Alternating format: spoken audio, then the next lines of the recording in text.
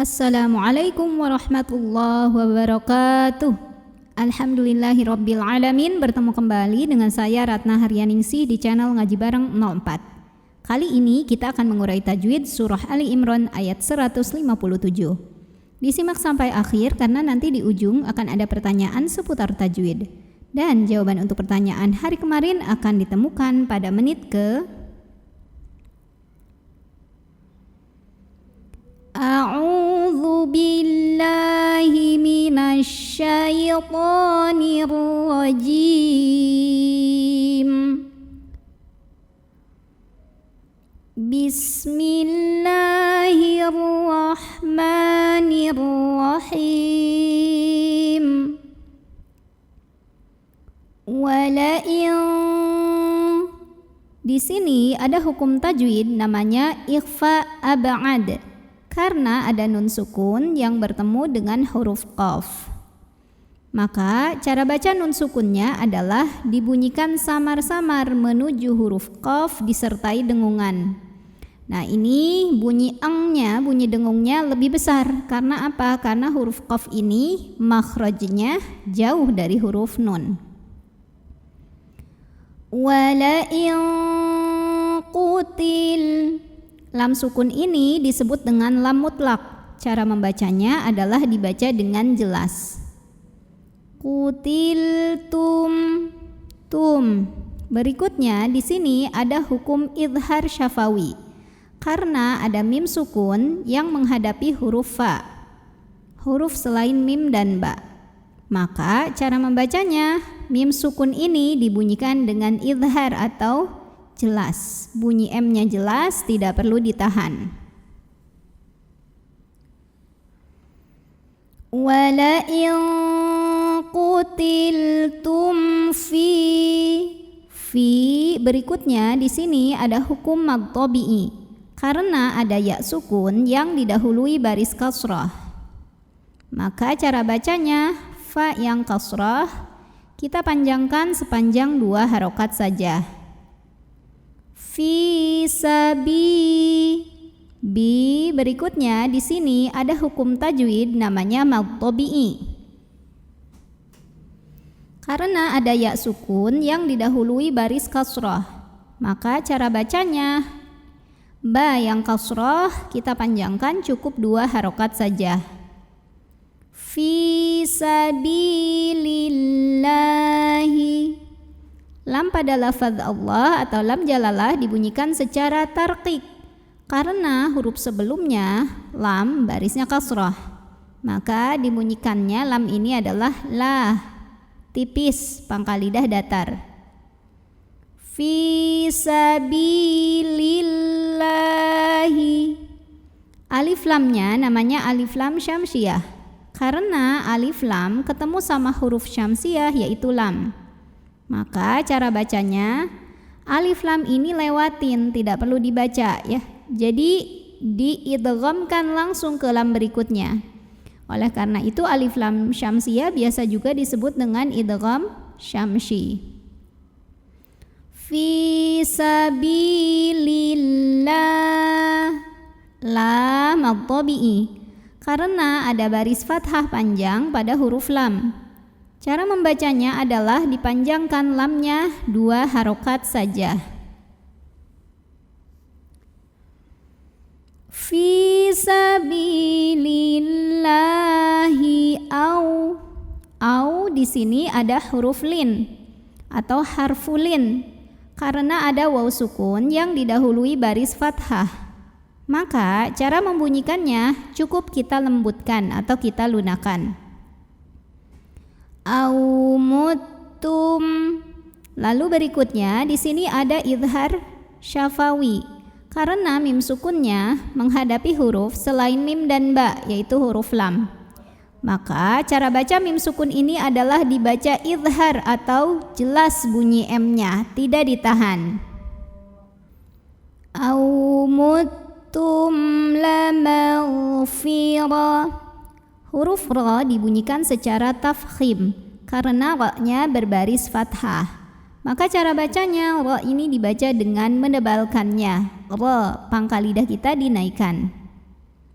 lamaghfiratum. Lalu berikutnya di sini ada hukum idgham bi gunnah karena ada tanwin dhammah yang ketemu dengan huruf mim.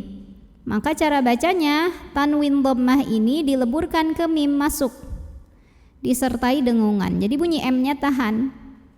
Lamaghfiratum minallahi. Lam pada lafaz Allah atau lam jalalah dibunyikan secara tafkhim. Kenapa? Karena huruf sebelumnya nun barisnya fathah.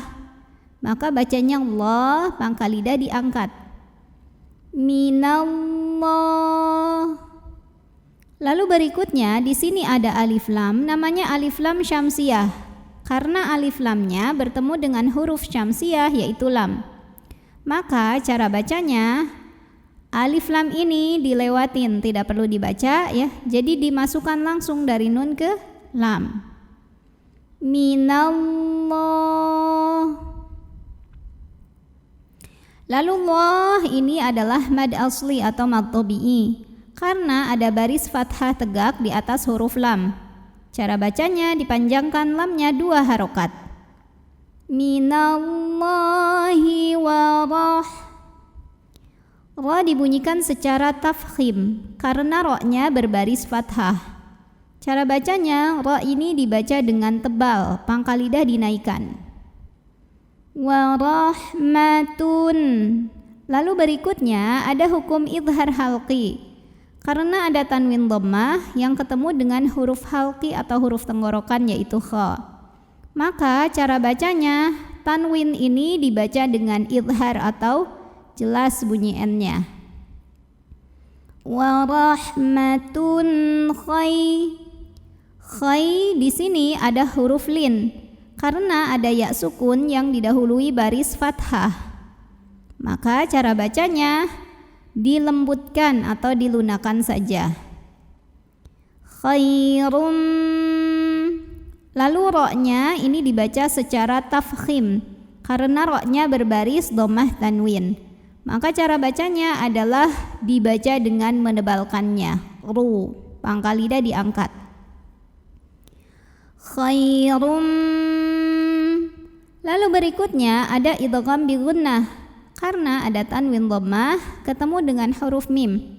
Maka tanwin dhammah ini dileburkan ke mim, bukan khairun tapi khairum M dan bunyi M-nya tahan dengungkan. Khairum mimma. Mim. Berikutnya di sini ada hukum gunnah musyaddadah karena mimnya bertasydid. Cara bacanya dengungkan bunyi M-nya, tahan bunyi M-nya, kurang lebih 2 harokat. Mimma. Ma mad tabi'i karena ada alif yang didahului baris fathah. Maka cara bacanya dipanjangkan mimnya 2 harokat. Mimma yaj. Yaj. Oh ya, yang tadi yang gunnah yang mim kedua itu hukumnya gunnah ya, jawaban untuk pertanyaan hari kemarin. Yaj. Qalqalah sughra karena ada huruf qalqalah yaitu jim yang sukunnya asli dan ada di tengah bacaan. Maka cara bacanya dipantulkan dengan pantulan yang kecil. Yajma'un. On mad arid li sukun. Karena ada mad tabi'i, ini mad tabi'inya waw sukun sebelumnya dhammah, ketemu sama huruf yang disukunkan yaitu huruf nun. Maka dibaca panjang ainnya 2, 4 atau 6 harokat asal konsisten dalam sekali bacaan. Mimma yajma'un.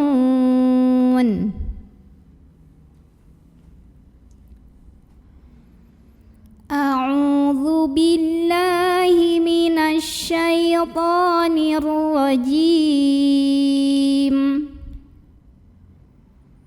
Bismillahirrahmanirrahim.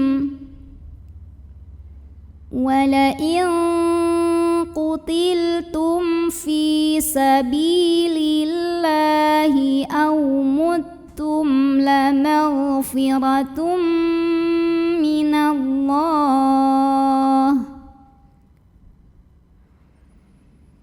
lamaghfiratun minallahi wa rahmatun khairum mimma yajma'un. Pertanyaan untuk hari ini, sebutkan nama hukum dari yang saya tunjukkan ini apabila berhenti. Hukumnya apa, sebabnya apa, dan bagaimana cara bacanya. Shadaqallahul azim. Wassalamualaikum warahmatullahi wabarakatuh.